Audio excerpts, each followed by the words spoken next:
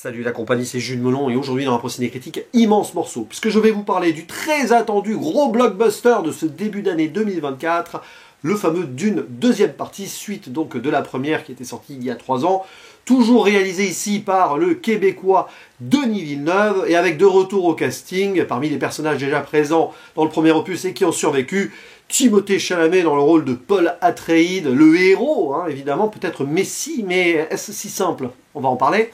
À ses côtés, Zendaya, qui va forcément avoir un petit peu de love interest, mais pas que. Rebecca Ferguson, la mère, qui a un rôle très important bien sûr. Josh Brolin, pote et mentor de Paul, qui revient un moment. Javier Bardem, qui vraiment croit beaucoup en Paul. Dave Bautista, Stellan Skarsgård, ça c'est du côté des méchants. Mais quelques rajouts, forcément, puisque de nouveaux protagonistes débarquent, notamment Florence Pugh, qui ouvre le film d'ailleurs, la princesse Irulan, qui fait la narration dans le bouquin de Frank Herbert, hein, parce que c'est la... je ne vais pas préciser, mais ici on adapte la suite du premier tome de Dune. Donc là, pouf, on est ancré dans le livre dès le début avec l'arrivée de cette princesse qui n'était pas là, hein, physiquement dans le premier film. Austin Butler jouant vraiment là l'antagoniste marquant du film, enfin marquant sur le papier il devait l'être, est-ce que c'est le cas? Léa Seydoux aussi, assez mystique. Charlotte Rampling est de retour aussi dans le rôle de la révérende mère qu'on voit au début du premier Dune. Hein. Et alors il y a également Anya Taylor-Joy qui a un rôle secret, mais bon les fans du bouquin savent qui elle est. J'ai oublié Christopher Walken dans la peau de l'empereur. Oh, ça en fait du monde! Oh là là! Pour évidemment un récit très épique qui surpasse le premier film dans sa tonalité over the top, bien sûr. Ça, ce n'était pas une surprise, c'était annoncé. Et quelque part, donc, pour faire un synopsis rapide, on retrouve notre héros, Paul, qui a survécu aux événements du premier film. Hein. Beaucoup de Atreides y ont laissé leur peau, mais lui, il est là, avec sa mère, parmi les Fremen, peuple du désert de la planète Dune Arrakis, et doit s'adapter, s'intégrer, et peut-être suivre sa destinée, car il serait potentiellement amené à devenir le Messie, le libérateur de ce peuple, les mener vers un paradis. Mais en même temps, il rencontre Chani et aimerait peut-être être tranquille avec elle, mais il va devoir faire un choix. Et en parallèle, les Harkonnen, les méchants, ont pris possession à nouveau de cette planète pour le trafic d'épices, ont éliminé les Atreides et ils veulent faire régner la terreur. Mais les Fremen vont devoir résister. Rajouter à cela tout un discours géopolitique avec l'empereur, bien sûr, les Bene Gesserit, les révérendes mères et tout, là, qui sont très influentes. Et voilà, aspect spirituel, religieux, c'est vraiment quelque chose de très riche. Là, je vous renvoie aussi au bouquin. Évidemment, ici, Denis Villeneuve, il fait ce qu'il peut.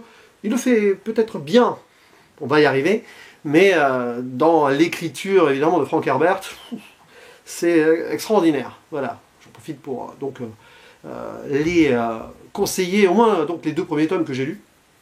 Peut-être que le 2e tome Dune le Messie sera adapté en 3e volet, je ne sais pas, ça dépendra du succès de celui-ci. Alors j'avais vraiment apprécié le premier film, vraiment, que j'avais revu correctement, mais c'était pas non plus exceptionnel à mes yeux, donc à la relecture, mais ça reste vraiment un très bon film. Là j'en attendais quand même beaucoup, parce que l'expérience de lecture donc, de Dune avait été particulière, et sachant ce qui se passe, là on sentait que ça allait donner. Et avant de faire une zone spoiler pour aller plus loin, autant dire qu'il y a une vraie réussite derrière ce Dune deuxième partie, parce qu'on est accroché au siège du début à la fin, ou du moins à partir de la 2e partie, justement quand on va sur une autre planète. J'en dis pas plus pour l'instant. Là, à partir de cet instant, franchement, on ne respire plus. C'est vrai que bon, au début, Paul qui arrive, qui est déjà parmi les Fremen, mais qui doit s'intégrer, ça fait quand même quelques petites scènes assez clichés, stéréotypes qu'on a déjà vues dans d'autres films.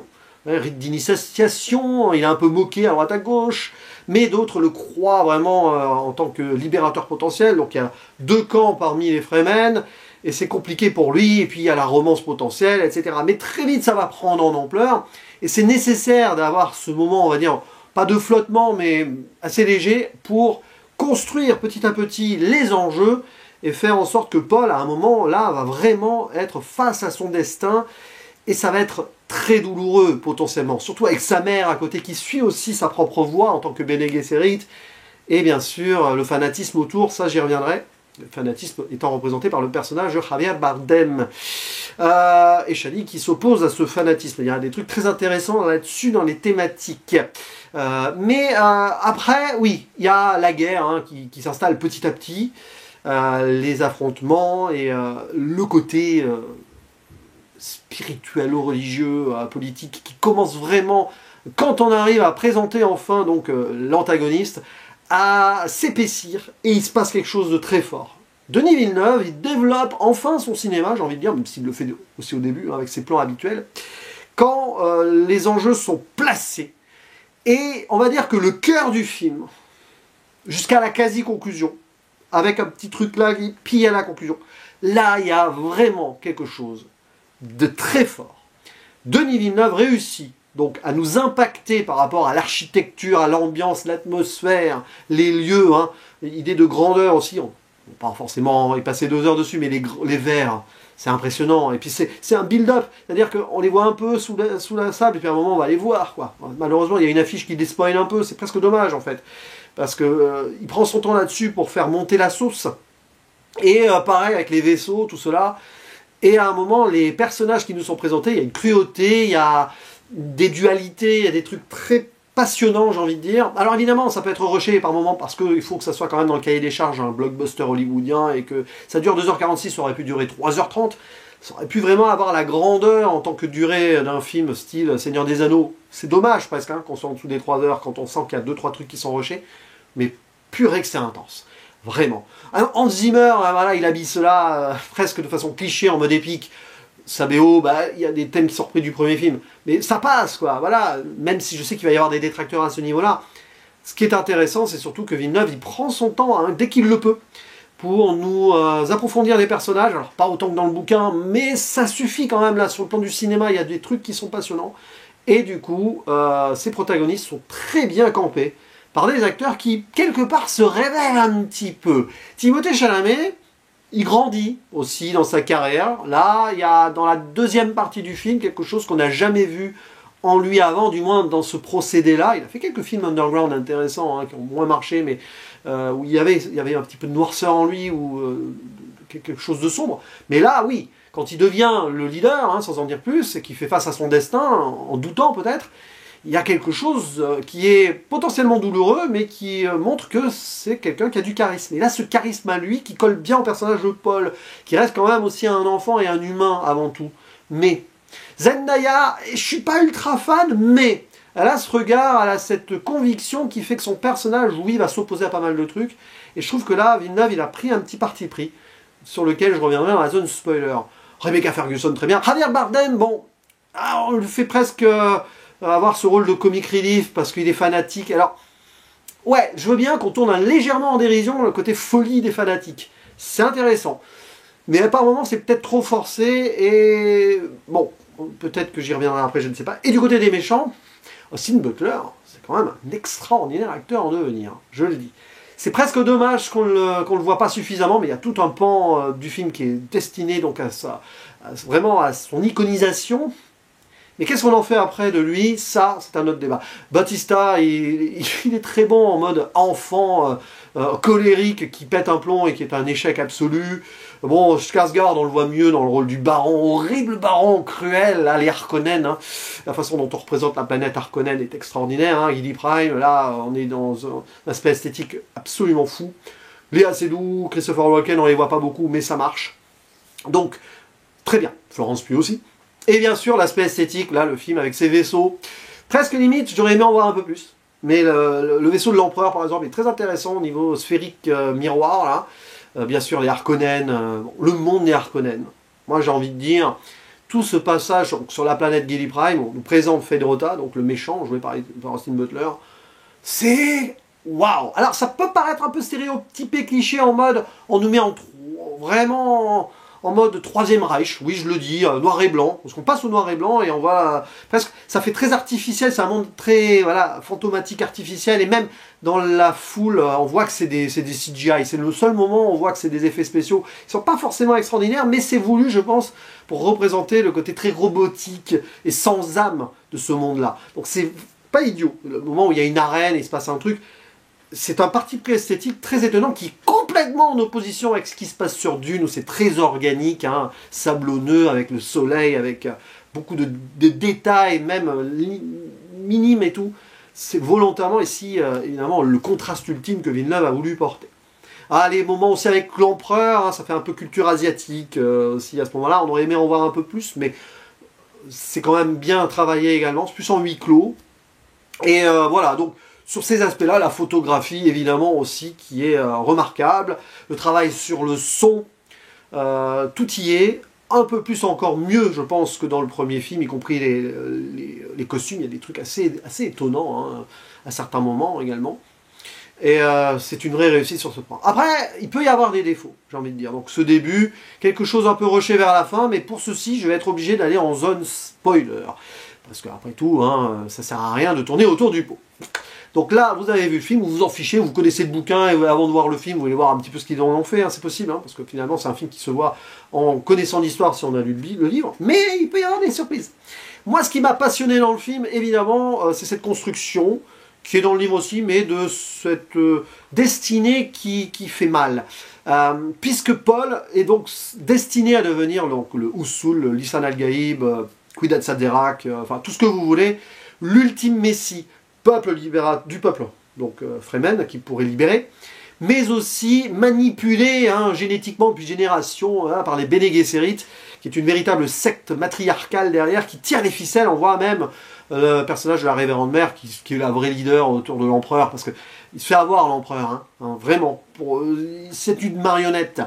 Quelque part, tout le monde est une marionnette des Bene Gesserit, parce que cette prophétie que les Fremen croient ou pas, ça dépend, ça vient de la prophétie des Bene Gesserit. Donc du coup, voir Paul être vraiment, on va dire, au cœur de cela, à la fois manipulé, mais c'est lui qui va avoir le destin, c'est lui qui a la force, c'est lui vraiment le héros, c'est intéressant. C'est pour ça qu'il est entre deux eaux aussi, c'est que, oui, voir ce peuple qui croit en lui, notamment Stilgar joué par Javier Bardem, donc je ne vais pas revenir dessus, mais c'est vrai qu'à certains moments c'est presque un peu ridicule, c'est presque dommage, mais on comprend l'idée.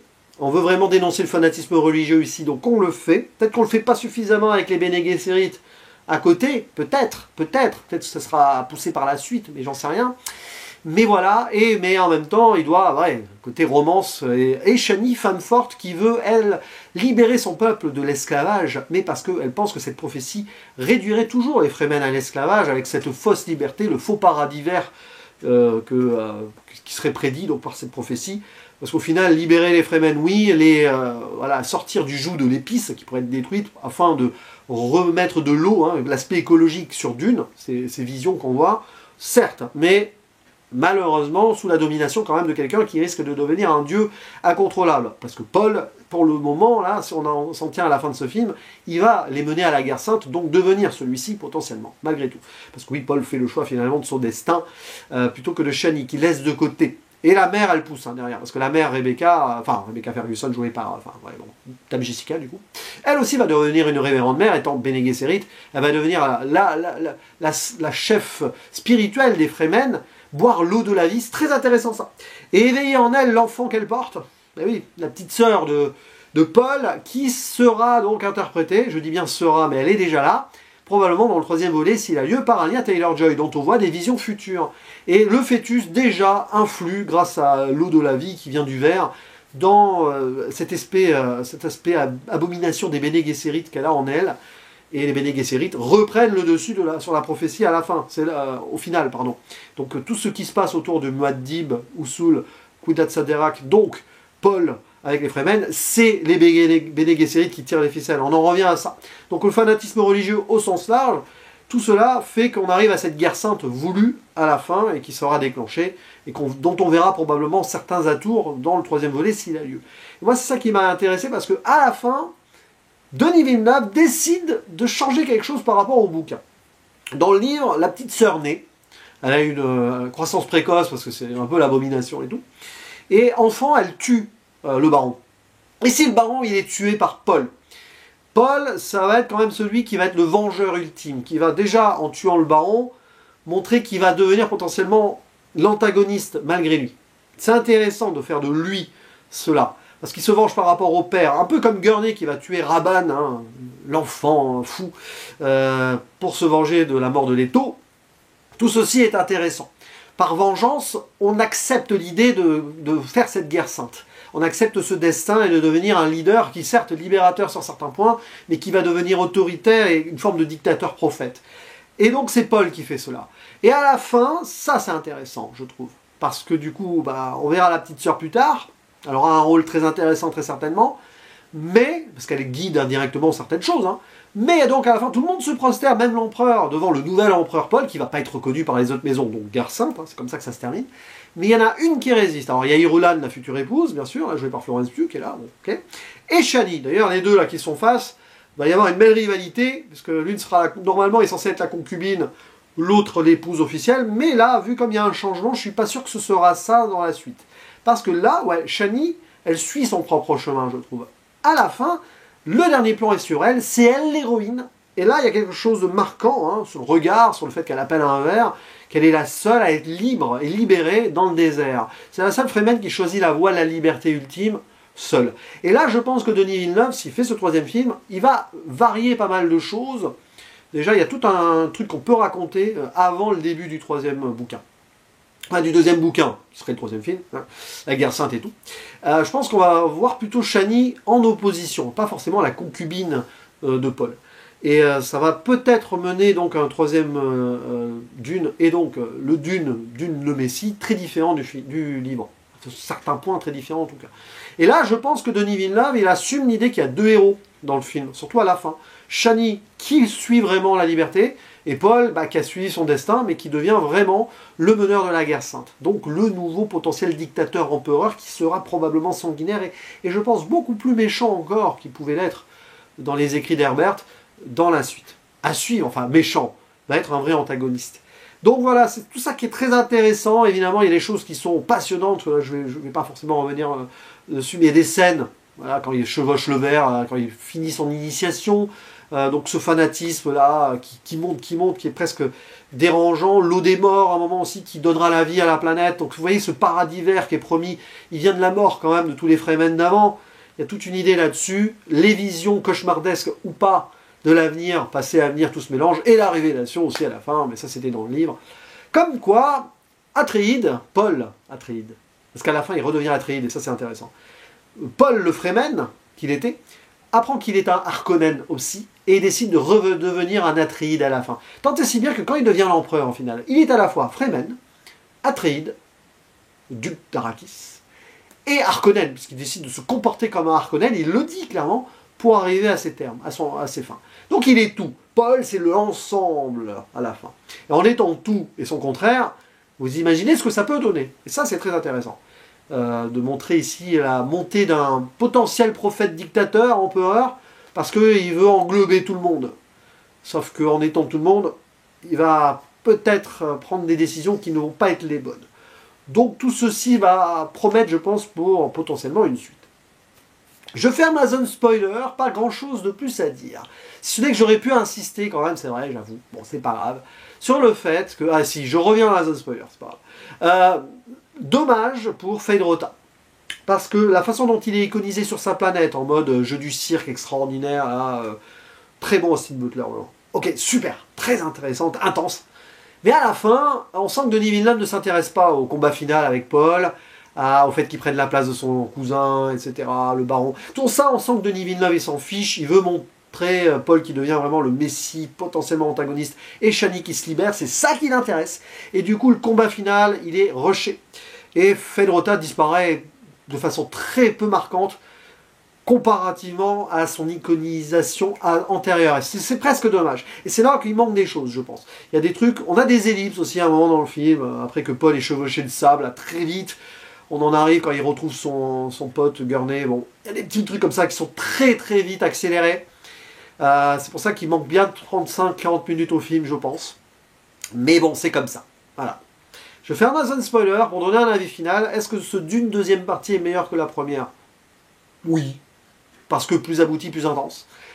Même si la première avait la possibilité, justement, monter aussi les échelons tranquillement. Enfin, il faut voir le 1 et le 2 comme un crescendo. Ce 2 étant vraiment l'aspect ultime du crescendo. C'est du grand spectacle SF, fantasy, héroïque, tout ce que vous voulez. Il y a forcément des raccourcis, des petites choses qui auraient dû être peut-être plus développées, etc. Mais Villeneuve a fait des choix. Il a fait des choix avec déjà ce qu'il avait comme intrigue potentielle, même par rapport au bouquin, sur la fin. Et ça promet quelque chose, si c'est possible, pour un troisième volet, donc Dune le Messie. Peut-être en deux volets. J'imagine que si jamais c'est possible, il essayera de le faire en deux temps aussi, hein, le deuxième tome de Dune, donc le Messie. On verra bien, tout est possible. Ce qui est sûr, c'est que Dune deuxième partie, c'est à voir, en IMAX si possible, je l'ai vu en IMAX, vous en prenez plein la gueule, visuellement et sonorement, enfin, de façon sonore, on va rester français. Et oui, c'est un gros blockbuster. Est-ce que ça sera l'un des meilleurs films de l'année? Là, je ne sais pas encore au moment où je fais cette vidéo. C'est très compliqué, c'est très chargé. Voilà, elle est très chargée et j'arrête ici. Hein. N'hésitez pas à dire en commentaire ce que vous pensez de ce film. Les choses que j'ai un peu oubliées ou zappées ou passées trop rapidement, c'est normal. On est là pour développer et en discuter ci-dessous. Je compte sur vous. Et je vous dis à la prochaine. Ciao!